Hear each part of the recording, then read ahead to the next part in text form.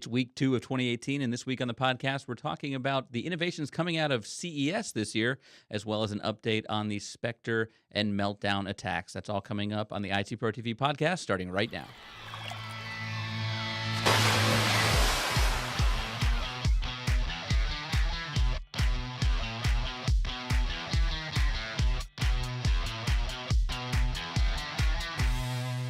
Hello and welcome to the ITProTV podcast. I'm your host, Peter Van Rysdam, and I'm joined, as always, by Mr. Don Pizzette. Don, how you doing today? I'm doing just well, and, just ready to jump into week 2 of IT tech news. Yeah, and week 2 these days means that it's CES going on, and I think it's still called the Consumer Electronics Show. They might have changed it, actually. Don't they just call it CES now? It's not even a... Their official branding guide for press says, just call us CES. And, it used to be that this was a huge event every year for tech people like us, but I saw it, and I couldn't find it before the show, but there was an article last week that they took the top 10 top-selling tech things of 2017, and none of them were announced at CES. They were all announced at private company events.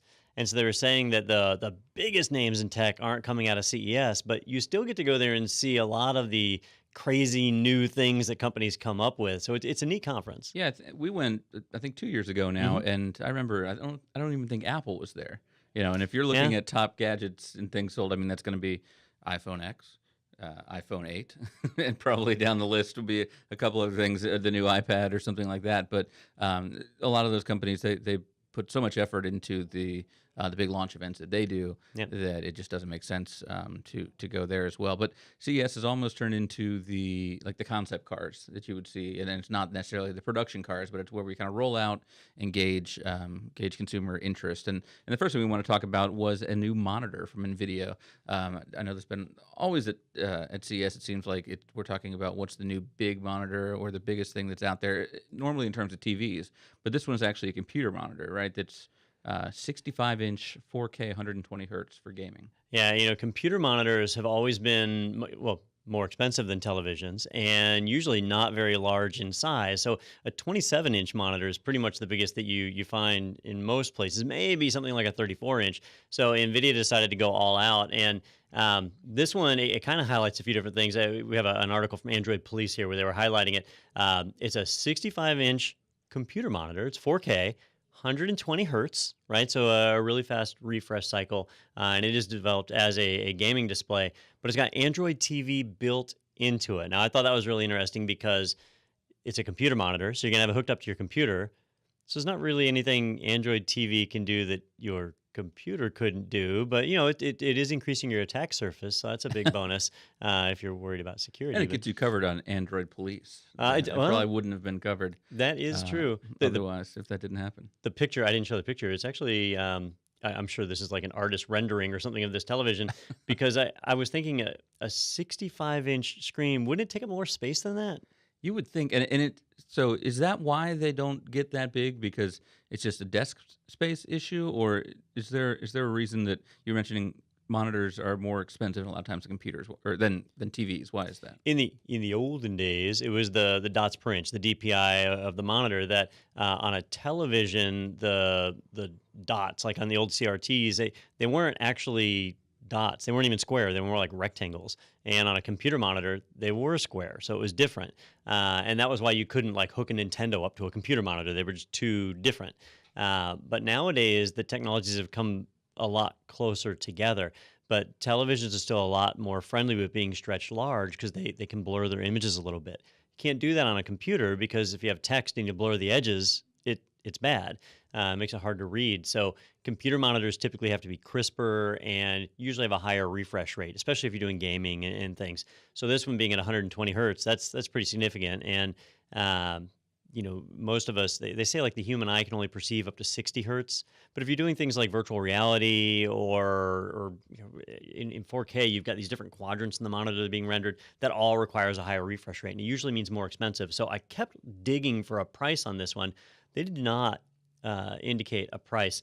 I imagine this is going to be many thousands of dollars, probably $5,000 or more. It'll be expensive. And it's one of those things that we'll probably see in the next couple of years. The price starts to come down, and everyone has a 65-inch, 4K monitor on their desk. But I was saying with TVs, you don't want to use a TV as your monitor, but you might want to use this monitor as your TV as well, because it seems to have specs that definitely compete with, most of the good televisions out there. And it's not like the old days where you actually just couldn't hook a Nintendo up to a computer monitor without having a scan converter of some sort.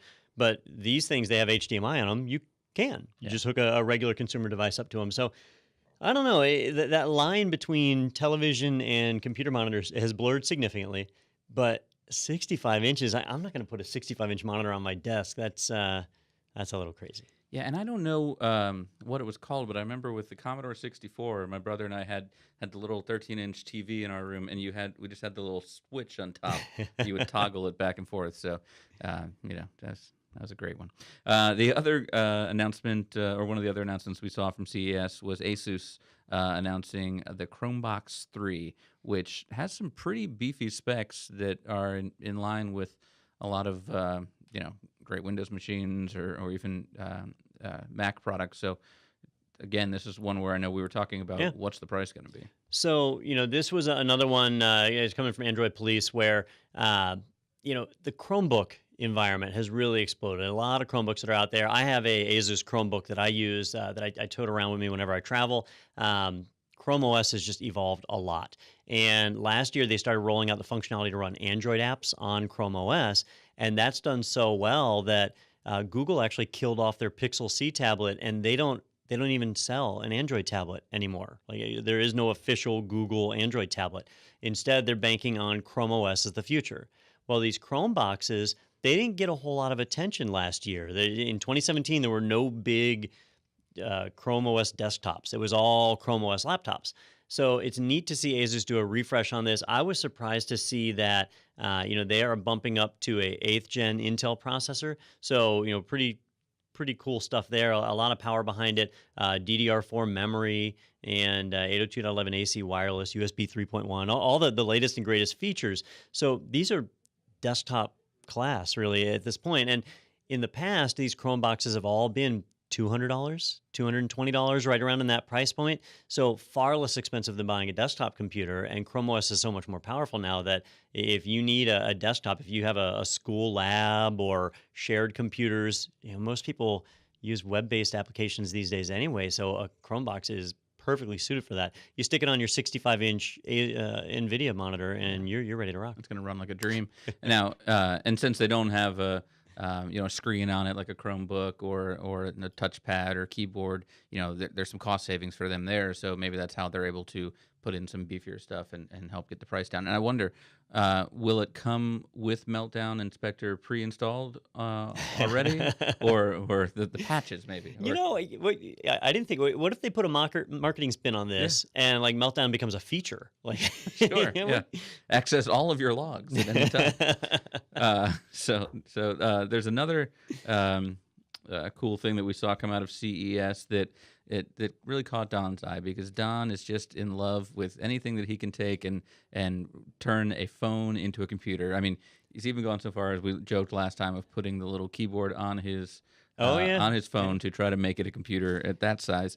Which I almost put an article, sent an article to you about a new BlackBerry coming out, but I thought we don't want to waste our time.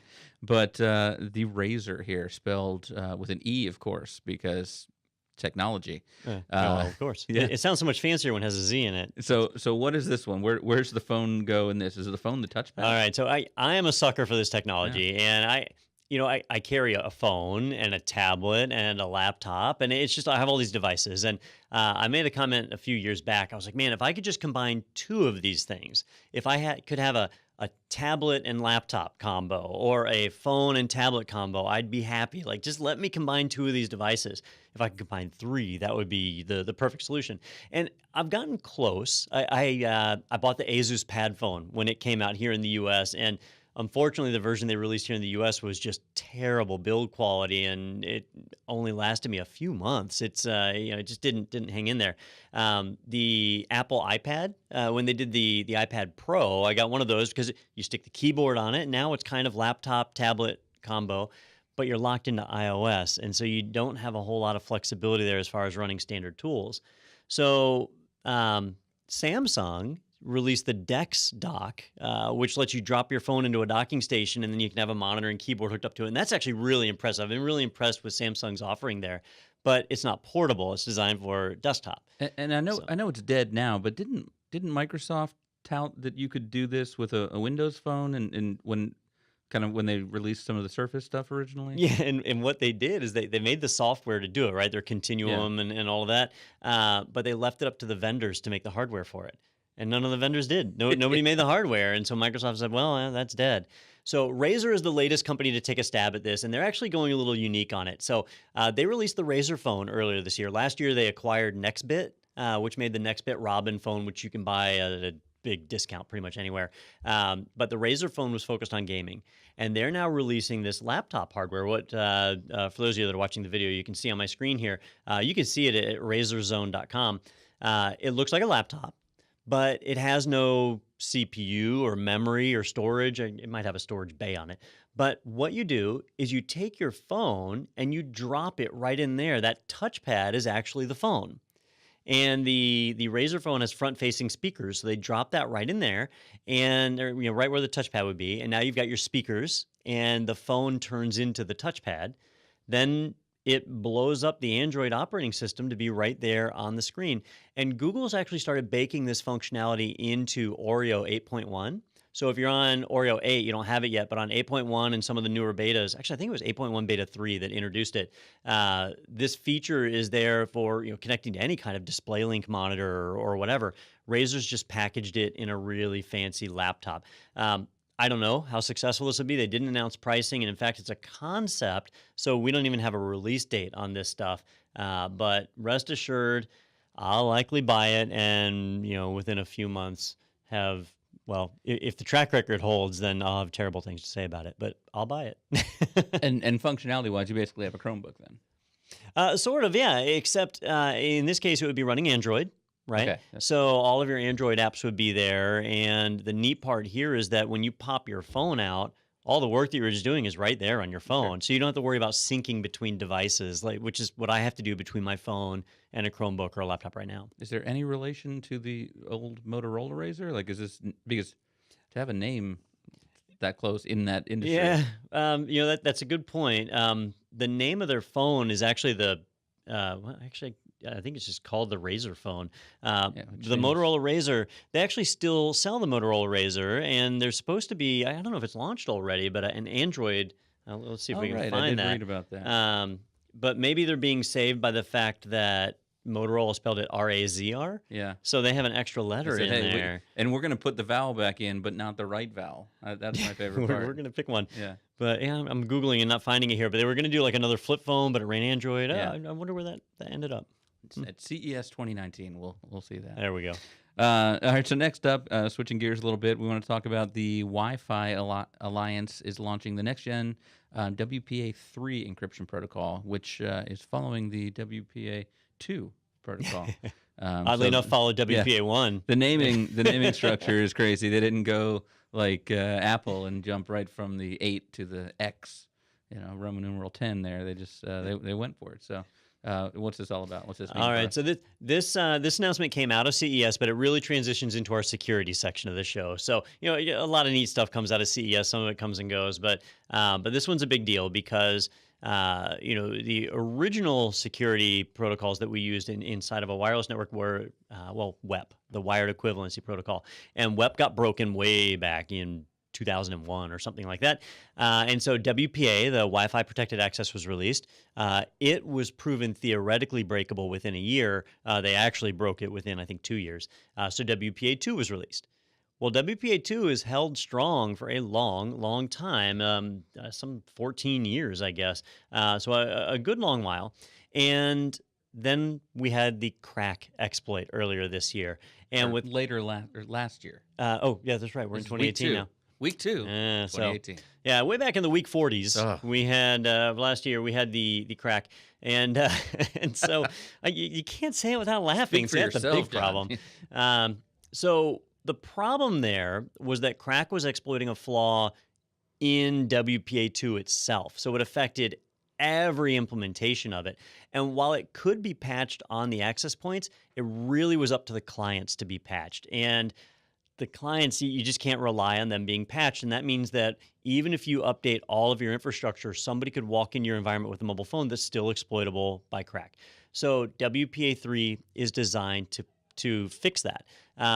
It's not a earth-shattering protocol change. There's not a lot of great new features and amazing stuff to it. In fact, it's not even introducing any new encryption ciphers that I'm aware of. They haven't fully specified that yet. But what they are doing is bumping up a few options. They are taking the existing encryption and bumping up to 192 bits, so a little bit stronger there. What was that, 128 before? Yeah, you had 128, and there were ways to do 256, but they weren't like part of the standard. So 192 now will be. I don't know why they didn't go higher on that one, but they decided that must be enough. I know when you have mobile phones and other low-powered devices, you don't want to go too crazy on it, but you do want to protect your devices. They are going to start enforcing a minimum password, which in WPA2 they didn't, so they're going to be kind of pumping that up. But the main thing is the fixing crack. And the problem there is this is not going to be an upgrade to existing hardware. So if you're like me and just put a whole new mesh wireless system in your home literally 2 months ago, as WPA3 comes out, you're going to want to replace that hardware again. I seriously doubt anybody will have software updates. So it'll be another round of updates. Hopefully we can couple this with some of the newer, faster Wi-Fi standards at the same time, and you can upgrade all at once. It'll take a while for all your clients to shake out too, though. So, for example, your mobile phones, your laptops, Roku, streaming devices, heck, Xbox, Nintendo Switch, whatever kind of devices and IoT appliances that you have, they all use wireless. It's going to take a while for them to support WPA3. It'll probably be a good 3 years before this solidifies. But if you have any projects going on right now that require large Wi-Fi purchases, you might want to reevaluate and see what timeline they release to find out what's going on.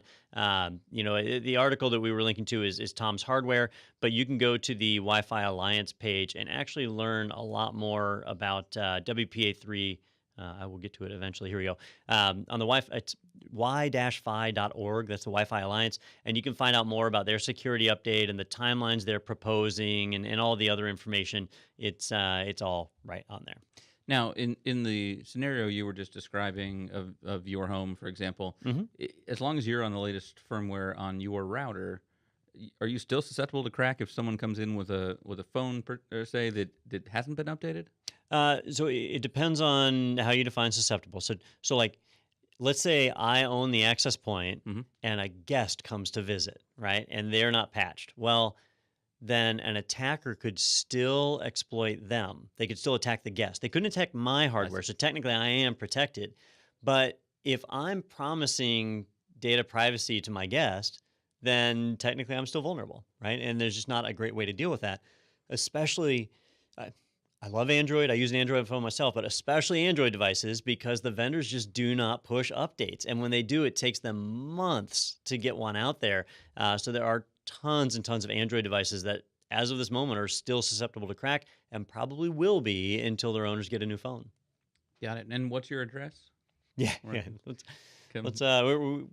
publish it right alongside your FOSCAM. There you go. Yeah, which I still want to do a show where you hack that. I think that'd be a lot of fun. Well, fun, scary. I don't know. Yeah. All right, next switching gears, I want to talk about Western Digital. Their MyCloud devices have a hard-coded backdoor, which sounds bad, right? I mean, hard-coded. And yeah, it should. There have been a few high-profile cases of this over the last 2 years where it's really bad when it's like a firewall vendor, right? What's the name of the company? Forte, Iron Fort? Oh, I forgot their name.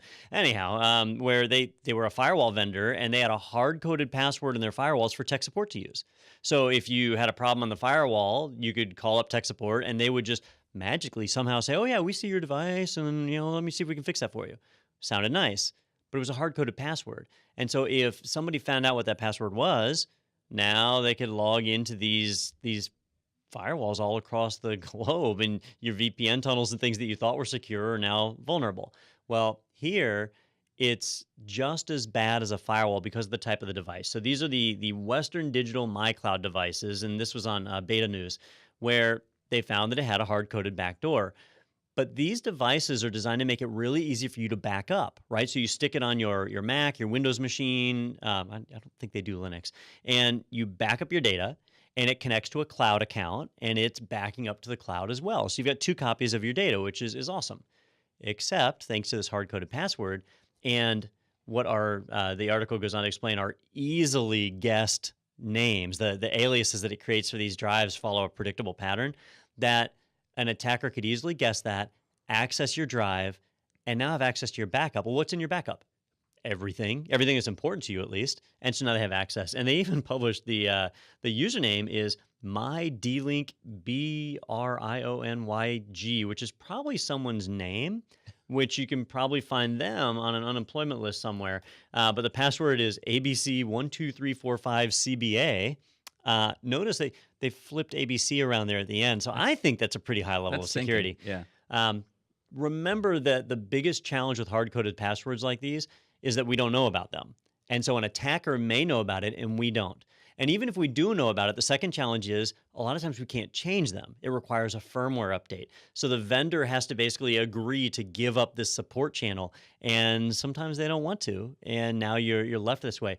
But there will be tons of consumers that bought these drives, people who are not IT experts, that bought them at Best Buy or Target or whatever, just hooked it up, did their backups and thought it was great and it was easy, and they never think about it again.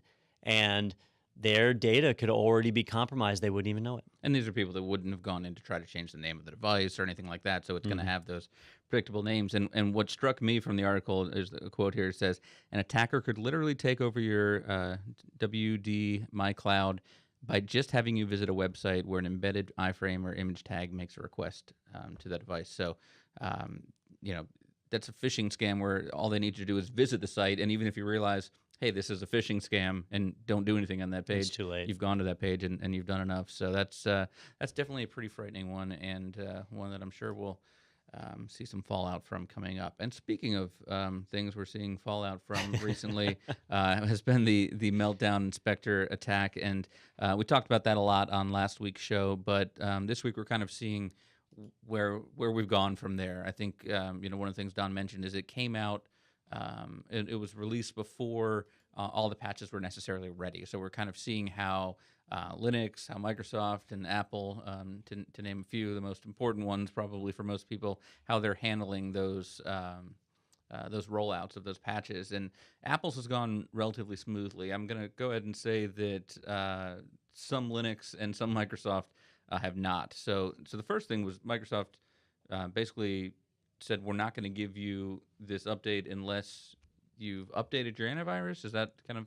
So this one, it kind of snuck by the wayside, so it didn't make it into headlines. I think that's probably what Microsoft intended. There's a challenge, right? They've run into a few challenges with their meltdown patches. First off, like older AMD systems were just locking up and failing to boot after the update was applied. And so that created a challenge, and they had to go back and update the patch for that. But the next thing he bumped into was that a lot of antivirus products operate in they'll call it something fancy like stealth mode, right? But what it really is the antivirus product acts like a rootkit. It's trying to hide itself from not just the operating system, but from any application that's running. And that way that the antivirus can better detect viruses without being detected itself. There are actually several Trojans out there that can, once they've infected your machine, they can detect and disable your antivirus if they know it's there. So a lot of antivirus products will use hypervisor technology, just like any hypervisor, Hyper-V or VMware or whatever, to basically hook themselves underneath the operating system and go undetected. Well, Microsoft's Meltdown patch actually breaks those. And it breaks that antivirus, and it breaks it in a way that'll usually just result in the machine blue screening and then locking up. So it's not like, oh, your antivirus doesn't work. It's, oh, your computer doesn't work. So Microsoft had to make a decision, and I don't know what the right decision here is, but basically what they said is, we can't roll out the Meltdown fix to a computer unless we know their antivirus software is going to function right. And so they made a decision. I've got their page right here. So this was announced on January 3rd, just a few days ago. And what it's saying is, if your antivirus software isn't made compatible, then you will no longer be able to receive Windows updates. That you will not get the Super Tuesday update that has or Patch Tuesday. Super Tuesday is voting. The Patch Tuesday update to patch Meltdown. But you also won't get any future updates as well. Like, you will effectively no longer get Windows updates, which is awesome, right? That really helps things. But it's up to the antivirus vendors to do it, and they've got to put in a registry key, and this little registry key says, yep, we're compatible. And then Windows will continue to do its updates. Now, that's a big problem right now. I think that we'll see this change. I think that right now they're rushing out these meltdown patches and these spectre patches, and over time, after Intel gets a better handle on what's going on, I bet we'll see more specific patches that handle this better, and it goes away. But if it doesn't, then again, that average consumer, the regular person who they go to the store and they buy an antivirus product, who knows what it is? Maybe it's Panda Antivirus or AVG or something. And if it hasn't updated this flag, now they're not getting Windows updates either. And it's just kind of putting that person at more risk. It's another just a technical twist in this whole story. It just makes it worse and worse. It just keeps getting worse. And so if they're seeing those little pop-ups saying, "Hey, you need to update your antivirus," if they click "No thanks," I mean, they're putting themselves at huge risk that they might not even be aware of. And how many people buy a computer that comes with antivirus installed on it with like a 30-day or 6-month demo? Yeah. The demo runs out, and then they just say, screw it, I'm not updating. Exactly. And, yeah. Which technically is their fault, but now they're not even getting Windows updates. Yeah. And one of the other things we talked about coming out of this was, the whole exploit that they were taking advantage of was the ability for your processor to basically do things quicker by predicting certain things that were going to come up and having those processes ready to go. And so we knew that we were going to see some slowdown, basically, in how your machine works, because we're taking that functionality away, essentially, by patching here. So Microsoft and Intel have shared data on performance impact of the CPU flaw patches, and that's from SecurityWeek.com. So it's kind of the first we're finally starting to see some of this data. Yeah, the big problem here was their initial announcements didn't really talk about performance at all. They just said, here's this patch, it fixes things, do it right away. And then other people started saying, well, it's going to impact performance between 5 and 30%. All right, that's what they were saying in the beginning. Imagine taking a 30% hit. That's like a third of your processing power just gone. That would frustrate me. If I paid for a processor to run at a certain speed and now I've got to give up a third of that's not good. Well, they basically started doing some studies, and they said, well, your workload is what's going to determine how much of a hit you take. So some people won't notice it at all, and others will take more. Well, now they've had more time to study, and they're saying that for most people, for most average users, it's actually going to be about a 6% or less performance hit. So that's a little more reasonable. The whole 30% thing is kind of out the window, and it's all the way down to 6%. There have been a couple of other people out there that have been running hardware benchmarks under all sorts of different scenarios to find out what the true impact is. But it certainly varies based on which operating system you're running, which processor you have, and what type of work you're getting that system to do. All of those things are variables in figuring out how big of a performance hit you're going to take. But the reality is you will take a hit. All the cloud providers out there have run this. So that means that if you're using Google Compute Engine, Microsoft Azure, Amazon Web Services, you're actually getting a little less for your money this month and probably next month until this stuff shakes out. And these numbers are specific to Microsoft in this case, Microsoft Right. and Intel. So we'll see how those numbers kind of play out with some of the others.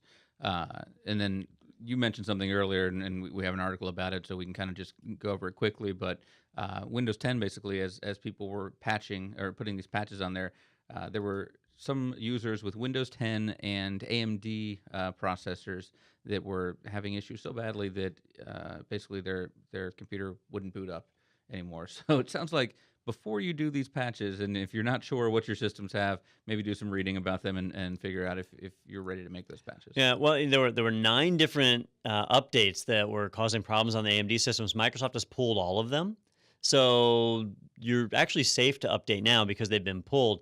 But if you had already done the update, then you were in hot water. So these were older AMD processors that were affected. So again, if somebody's running an older system with an AMD processor, they're not the kind of person that has good backups of their data. They're not the kind of person that pays attention to updates. Techie people, even if you love AMD, you're not going to run old ones. You're going to have a newer one. It won't be a problem. So it's all about the target audience on this one. And unfortunately, it was non-computer savvy people that were hit the hardest. Well, my parents have an older AMD computer, but luckily they have the Western Digital MyCloud. Oh, so yeah, good backup. So they've put all so now their data's everywhere. So And that's a great backup. Let the hackers take your data, and now I just have to go get it from the dark web. well, did you verify their backups were up to date by logging in with the pre-built password? in the back there and figure that out, and everything worked. Now, on the flip side, people that probably are more computer savvy, those running Linux, specifically in this article, Ubuntu, they were running into some problems as well. And it sounds like a pretty similar situation where those running Ubuntu and doing the patch were having issues where, again, the computer just wouldn't boot back up and all kinds of problems. So that one's been pulled now, and we've got a new patch, it looks like, there, but still a lot of headache for a lot of people. Yeah, that kernel update that went out, it actually broke a few things. I use VMware Workstation on Linux, and it broke that. And so they rolled it back, and then they've actually already deployed an update after that to fix it. So this is another one where if you downloaded the update while it was out, then it kind of broke things. But if you didn't, it's safe to upgrade now. They've pushed the fix out. But it just shows that when you have a security flaw of a critical nature, and you rush to get the first patch out that you can, you just don't have adequate time for testing.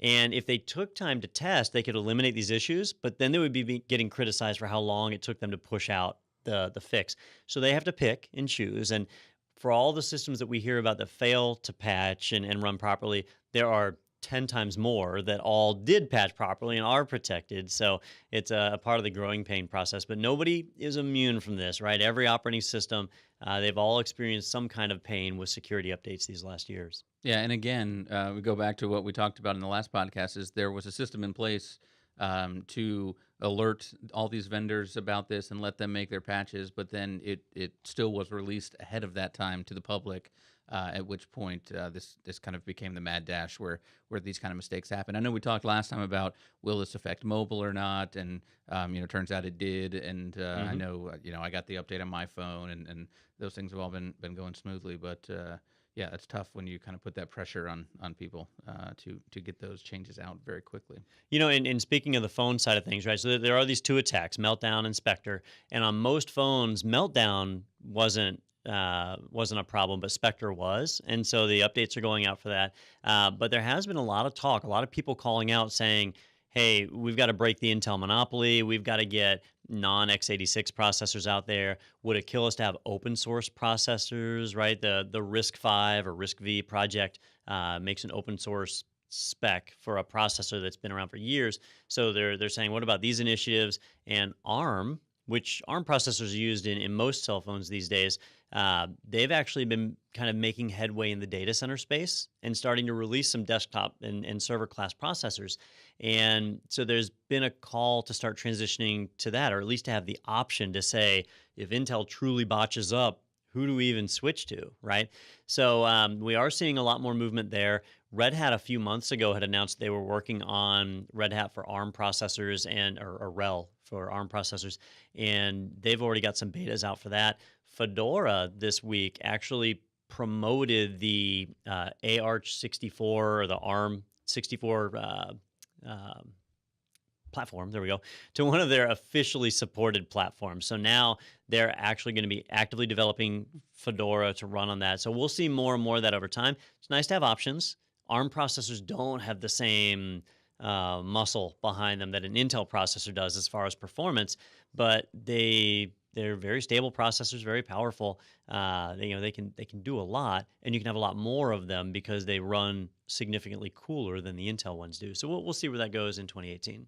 All right, so now I mentioned that Microsoft had some problems, Linux had some problems, and things went relatively smooth for Apple with their rollout of all that. So we had to go in and find something that Apple had done wrong. in this last week, and we did. But I think this is one of those clickbaity kind of headlines. I've been making a lot of fun about High Sierra, of how every time I go to update it, and I'm notified basically every day by my computer here to get on that High Sierra train. Is every day I hear something new about something breaking, something not working with it. So this time around, it says Mac OS High Sierra's App Store system preferences can be unlocked with any password. Which, wow, any password you can get in, but my App Store preferences are that's not a big vulnerability, I don't think. Yeah, it's one of those things where it's more embarrassing than anything, because it was just last month or month before last, I guess, that Apple had what in my opinion was just like a grievous violation of end user trust by making it where you could bypass the privilege elevation credential screen by typing in username root and no password. Like to be able to gain privileged access like that so easily, that should be impossible, right? So that was a big deal. That was a big security flaw, and they should be embarrassed, because I mean that's pretty much as bad as it gets.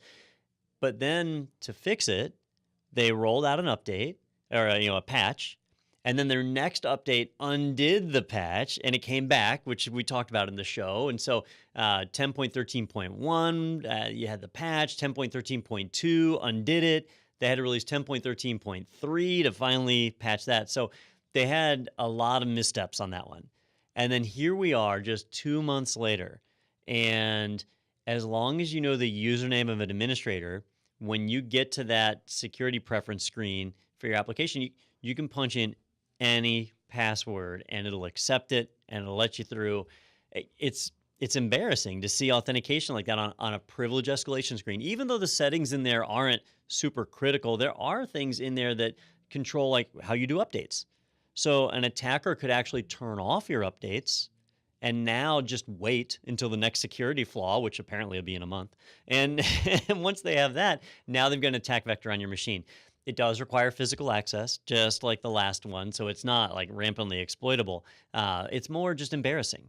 Your privilege escalation prompt should be the most secure thing on your entire system. Well, for me, I'll stay here on Low Sierra for at least another week. I know everyone in the office here who has upgraded, their docks don't work anymore. The Anchor docks that we have for their monitors and mice and keyboards and USB sticks, which are very important things to have when you only have these USB-C inputs here, and all the USB keys I had don't work anymore. So yeah, I'll just stay on Low Sierra for. I'm calling, I don't know if that's a term, but I'm gonna go with that, Low Sierra, for just another couple weeks here. Apparently a month, because that's about the timeline between updates. So so let's switch gears now to the cloud.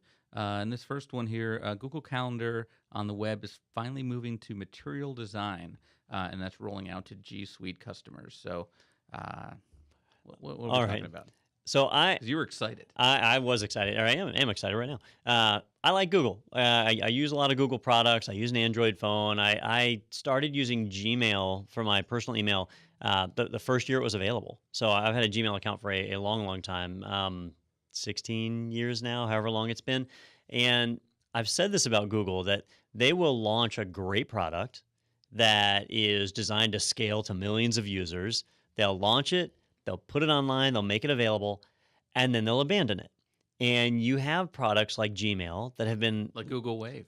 Well, so that one, right? They killed off after a year. They actually have gotten a little more aggressive with killing services off. Some that a lot of people use, but in the case of products like Gmail, where tons of people use it, they just don't change it. Right? There have been no significant changes in Gmail in 16 years. There have been little tweaks, little additions every here and there, but nothing significant in the way that it handles it. And then they rolled out Google Inbox, which was a whole new like separate product that supposedly would replace Gmail, but it's been years now and it hasn't. So that's the way Google treats their products. Google Calendar and Google Contacts and Google Tasks, right? These three parts of their kind of collaboration suite, have been like horribly neglected. I don't think Google Calendar's ever really had an update. I know Google Tasks absolutely hasn't. That thing has been truly abandoned. I don't know why they haven't killed it off. But to see an update like this, just to see it was exciting. Now, they changed it to use the material design specification, which if you're not familiar with that, I'm not. probably 6 years ago, Google with Android said, we're going to switch to this new material design where we have flat icons and there's a lot of circles and things. So it just makes it look a little more modern and fancy. Now, this was 5 or 6 years ago. This was not recent. So it is just now getting to Google Calendar, and all it is a facelift. All the functionality is the same. It just looks a little prettier. But to see them do something with the product, I thought was pretty nice. Now, if you use G Suite and you're managing your end users, this actually does create a little bit of a problem because now your users see a slightly different experience when they connect up. So there is going to be a little bit of retraining. You might have to update your end user documentation to keep those employees trained. But for a personal user, it looks nice and it's already rolling out. So kind of cool to see that. This is an article from Android Police highlighting it, even though it's not really Android, it's in the Google Suite. But it certainly does look a lot nicer compared to the older calendar, which was largely unchanged from when it originally launched. Yeah, those numbers look much bigger. So that's very exciting for those of you looking at your calendar. The designers are getting older. Their eyesight's not what it used to be. Like, time for a redesign. It's for the boomers and the baby boomers. It kind of reminds me of the whole Microsoft Metro UI thing that they were pushing when they had the Windows Phone and everything. That was their whole new design look. It's kind of a similar process. But so switching gears now over to the Azure side. This is from Azure's website actually. It says maximize your VM's performance with accelerated networking, now generally available for both Windows and Linux. So how does that help us? All right, so on the Microsoft Azure platform, actually on most of the cloud platforms like Google Compute Engine and AWS, when you spin up a virtual machine, it has a network adapter that is a virtual network adapter. And even though they use Type 1 hypervisors and you get access to a portion of a real CPU and a portion of real memory, you don't actually get access to a portion of a real network card. Instead, you get access to a para-virtualized network adapter. And that means that it's up to the software to determine what kind of speed you can get. And there have been limitations up in the past. So Microsoft just rolled out a new shiny virtual adapter in their environment. And this one has a maximum speed of 30 gigabit. So significantly higher than what we were getting before. So in the past, if I wanted to have 30 gigabit of traffic go to a server, I had to add more than one adapter and balance across them to get it. But now I can go down to one adapter. Or some people would just do more than one server and spread across the servers to get it. Well, now I could do this all in one server because you can get 30 gigs on a single link. So that's a big improvement, and it's really easy to roll out. Any new virtual machine that is rolled out in the D class series and F class. Actually E class too. I missed that earlier. So the D and E classes, F and M. All right. Apparently I didn't pay much attention earlier. I just thought it was the two classes. But they rolled it out. It was also really cool to see they rolled it out not just for those VMs, but for multiple platforms. Microsoft recognizes that they are launching a ton of Linux VMs these days. So a new feature like this you'd expect to come out for their Windows VMs first and make it to Linux later. It's already launched simultaneously on the Windows servers. We've got the Red Hat Enterprise Linux, Ubuntu, CentOS, SUSE Linux, and I thought there was one more. Maybe that's it. So anyhow, a bunch of the different platforms, all available right now, and you can take advantage of it and get more bandwidth on your VM. And you can take advantage of it if you know how to be a cloud administrator. And that's our next article here, that there is a lack of cloud skills and training, and it's beginning to take its toll on the workforce. And, this is something we've talked about in the past, that there's just a shift now in what job roles people have, and you used to need to have that person on site to manage, all the things that were in your networking closet. Now maybe there's a lot less stuff, but it's all going out to the cloud, and that's a new skill set. This was a great article that I stumbled upon. I don't even remember where I was when I came across it, but it actually focused on something that I thought was really neat. We've talked in the past about how if you're an IT worker, you need to be learning cloud technologies, right? That if you are still focused on on-premises servers, it would be like being focused on Novell NetWare in the 90s. That technology is going away and being replaced. These data centers, these cloud solutions provide such a more robust solution and can save you so much money that it's foolish not to use them, right? So as IT workers, we recognize that, and it's fun to learn this stuff anyway. So we start poking around with AWS or Google Compute Engine, Azure, or whatever it is you want to use. Rackspace, the Linux hosts that are out there, whatever it is you want. But where we're seeing a problem is, and what the article doesn't say in the headline here, is lack of cloud skills and training begin to take its toll. And what it should say is on IT leadership.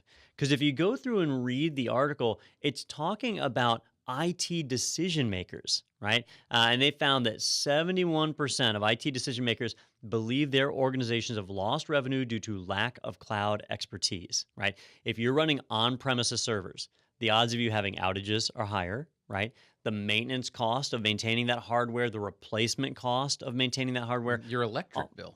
Yeah. They're just simple things like that, and space and rent and air conditioners and all those things. All of those things add up, right? And if you want to do them right, you've got to have the staff and the funding for it.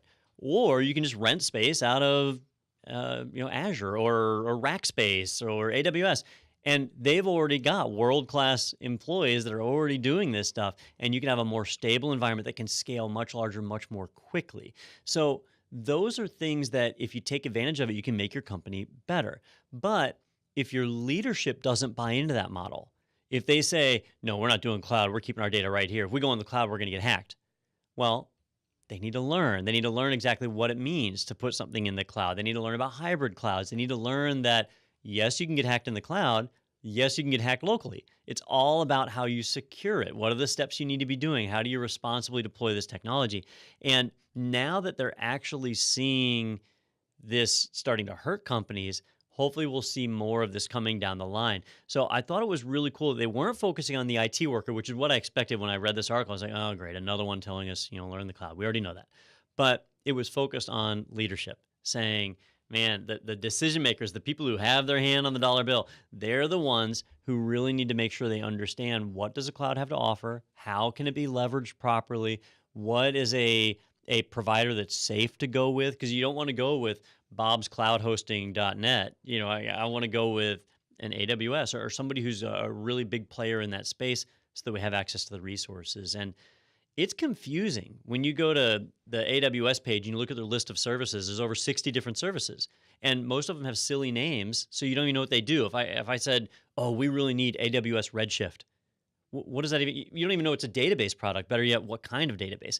So that's really challenging for anybody in leadership to grasp. So it's important for them to get out and start learning that. They don't need to be administrators. They don't need to know how to implement the technology, but they at least need to understand what it is, how it works together, and how they can be using it to make their company better. Yeah, for example, I had no idea what you were talking about when you said the D series and the E series and the M's and F's, all that with Azure. Oh, yeah. That's just Greek to me, but I need to go ahead and get on this. But I think it's important. What you're saying is not, hey, we need to get rid of staff or downsize our IT staffs. We need to reallocate them into people that can do these other jobs now that are opening up as the jobs kind of evolve.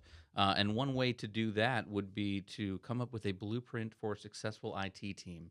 And that's something that Don will be actually talking about next week. Depending on when you're watching this, it's January 18th, 2018, in a webinar that we're hosting in partnership with Spiceworks. And we actually have the URL down below for you to go and register for that. It's tinyurl.com/ITProTV webinar. And you can hear Don kind of talk about the way that an IT team should be structured. And it's interesting. I've seen some of the slides already, and there's talk about the ratio of staff to different people on your IT team, so you know how to scale up when you need to scale up, because it's really interesting to read some of the stats with how far behind a lot of companies are when you look at those ratios of when they should have scaled up and the impacts that could be having on their company. So are you ready for that webinar next week? It's going to be a lot of fun. I definitely encourage you, if you're around and you have the time, definitely check it out. It's free. Might as well do it. If you can't watch it while it's live, it will be recorded, so you can watch it later. It is done in partnership with Spiceworks, so you get a chance to learn a little bit about us, ITProTV, as well as Spiceworks. But it's important, I think, that we really stress that the cloud it's not eliminating jobs. A lot of people say that it is, but it really isn't. That if you're a desktop support engineer or if you're help desk, cloud doesn't affect you at all. And if you're a systems administrator, then you will just administer cloud machines versus on-premise machines. It really doesn't change. Now, if your sole job is unboxing servers and putting them in a rack, well, yeah, your job's going to be affected, right? But the job doesn't necessarily go away. It's just now at these bigger data Yeah, centers. now So you work for AWS. you need to go work for Yeah. AWS. But if your job is unboxing a server and putting in a rack, that's not a very diversified career. You might want to evaluate your skill set.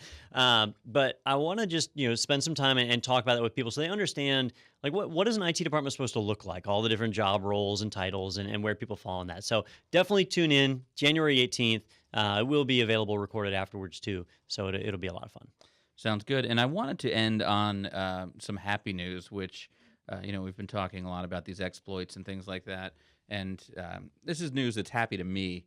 It's not happy to the person who's the subject of this news, but we hear a lot about these hacks that come out and these vulnerabilities and these exploits and ransomware.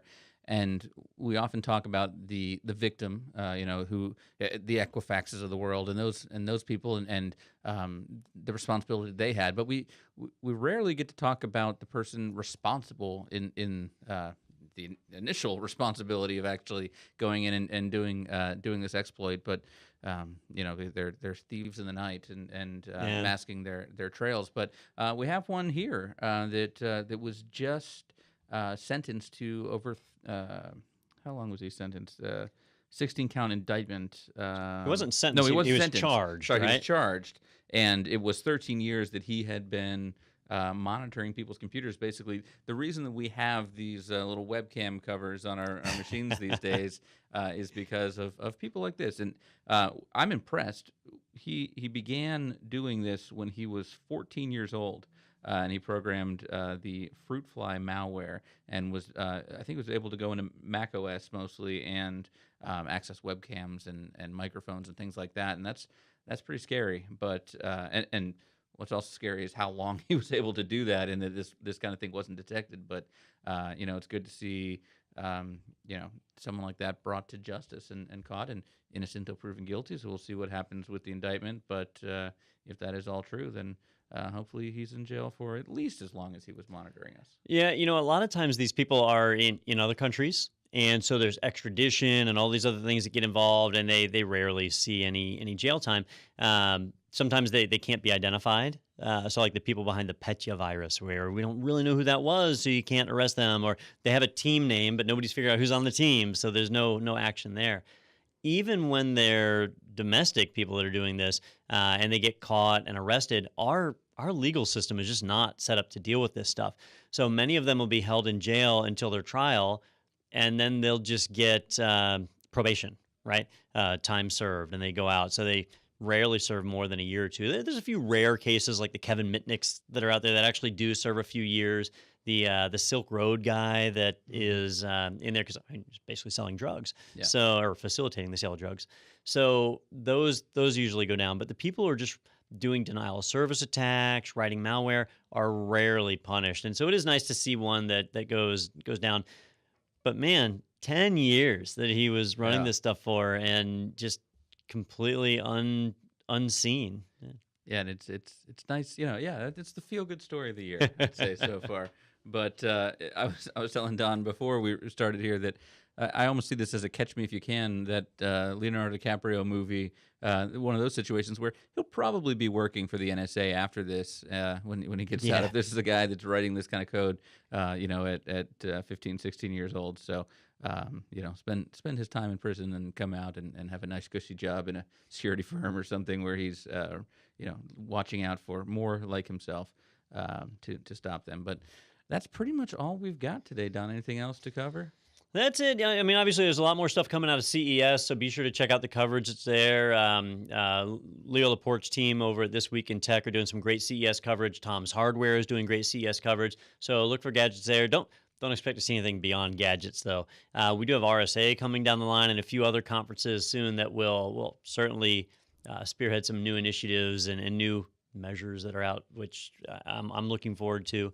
So a lot of fun stuff. We'll keep watching, and we'll do this thing again next week and see what's new and happening. Yeah, and I think we'll probably have some net neutrality news maybe next week to talk about. There's some votes possibly coming in the Senate, and so we'll keep an eye on that and see what's going on. But for now, it's going to do it for this episode. So be sure to go ahead and subscribe if you haven't done so already. Share it with your friends. Give us a review. We'd really appreciate that. But that's going to do it for this episode. So we will see you next time.